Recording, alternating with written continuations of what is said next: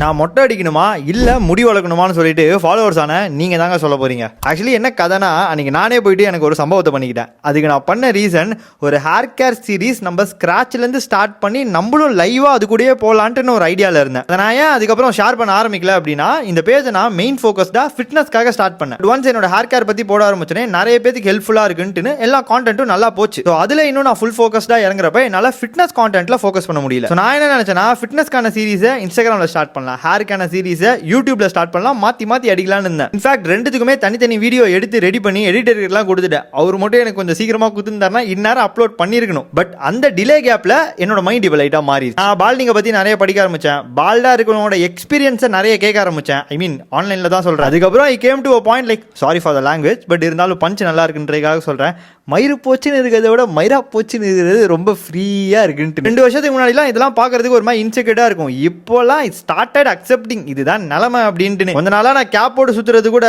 Confidence இல்லாமலாம் கிடையாது. இந்த இன்டர்வியூ வீடியோ போட்டுட்டு அதுக்கப்புறம் மண்டே ரிவீல் பண்ணி ஸ்டார்ட் பண்ணலான்றதுக்காக தான், மற்றபடி ஒன்றும் கிடையாது. நான் ஜாலியாக சுற்றுறேன். மேபி பார்க்குற சில பேருக்கு ப்ரோ உங்களுக்கு ஆல்ரெடி போயிடுச்சு, இதுக்கப்புறம் எங்கே ப்ரோ க்ரோ பண்ணுறது நீங்கள் நினைக்கலாம். நண்பா, என்னதான் என்னோட ஹேர் லைனை நான் லூஸ் பண்ணியிருந்தாலும் இருக்கிற ஹேரோட டென்சிட்டியை நல்லா க்ரோ பண்ணி வச்சிருந்தேன். என்னோட மண்டையை ஷேவ் பண்ணுறதுக்கு ஒரு நாளைக்கு முன்னாடி நான் இப்படி தான் இருந்தேன். பாரு எப்படி இருக்கேன், பார்த்தா பால்டிங் இருக்கிற மாதிரியா தெரியுது. இன்ஃபேக்ட் ஒரு 3 வருஷத்துக்கு முன்னாடி பார்த்தனா நான் இந்த மாதிரி இருந்தேன். அதுக்கப்புறம் என்னோட பீக் ஹேர் க்ரோத் ஆன டைமில் நானே ஒரு மாதிரி என்னை பார்த்து வாவ் அப்படின்னு சொல்கிற அளவுக்கு பயங்கரமான க்ரோத் வந்துச்சு. ஹேரை பொறுத்த வரைக்கும் மெடிசனாக இருக்கட்டும், ட்ரீட்மெண்ட்டாக இருக்கட்டும், ஹோம் ரெமடியாக இருக்கட்டும், குளிக்கிறதா இருக்கட்டும், தேய்கிறதா இருக்கட்டும், எனக்கு நல்ல எக்ஸ்பீரியன்ஸ் இருக்குது.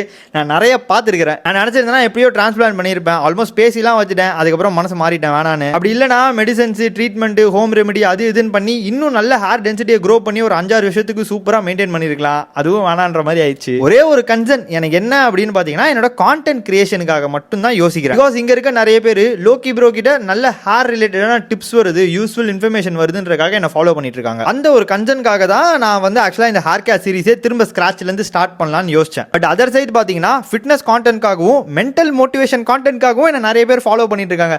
அதையும் நான் யோசிக்கணும். அதுக்காக தான் சாய்ஸை உங்ககிட்டே கொடுக்கலான்னு யோசிச்சேன். ப்ரோ, பால்டிங்கை எப்படி நம்ம அக்செப்ட் பண்ணிக்கிறது, அக்செப்ட் பண்ணிட்டு அதிலிருந்து நம்ம கான்ஃபிடன்ஸை பில்ட் பண்ணி நம்ம எப்படி நம்ம ஃபிட்னஸை ஃபோக்கஸ் பண்ணி முன்னேறி போகிறது, மென்டலியும் ஃபிசிக்கலியும், அந்த மாதிரி கான்டென்ட்லாம் போட்டால் ஹெல்ப்ஃபுல்லாக இருக்கும்னு நினச்சிங்கன்னா நீங்க லைக் போடுங்க. இல்ல ப்ரோ, எனக்கும் முடி கொட்டுற பிரச்சனை இருக்கு, இல்ல ஆண்ட்ரோஜெனிக் அலோபேசியான்ற மேல் பாட்டன் பால்னஸ் இருக்கு, உங்கள மாதிரி என்னாலையும் நல்ல டென்சிட்டி க்ரோ பண்ண முடியும்னா ரொம்ப ஹெல்ப்ஃபுல்லா இருக்கும். நிறைய ட்ரீட்மெண்ட், மெடிசன்ஸ் அது இதுன்னு சொல்றாங்க, கண்ணை கட்டி காட்ட ஓட்டுற மாதிரி இருக்கு. ஸோ உங்க கான்டென்ட் மூலியமா எது ரைட்டு தப்புன்றதை தெரிஞ்சுக்கலாம் அப்படின்னு நினைச்சீங்கன்னா நீங்க ஹேர்னு கமெண்ட் பண்ணுங்க. 24 ஹவர்ஸ்ல அதிக லைக் வருதா கமெண்ட் வருதான்னு பார்த்துட்டு அதை பேஸ் பண்ணி தான் இந்த பால்டிங் அக்செப்ட் பண்ணிக்கலாமா இல்லை இந்த பால்டிங்கை ஃபைட் பண்ணலாமான்றதை முடிவெடுக்க போறேன். இது ரொம்ப நாளா சொல்லணும்னு நினைச்சிட்டே இருந்தேன். இப்போ ஒரு மாதிரி சொல்லிட்டேன், மூளை ஃப்ரீயா இருக்கு.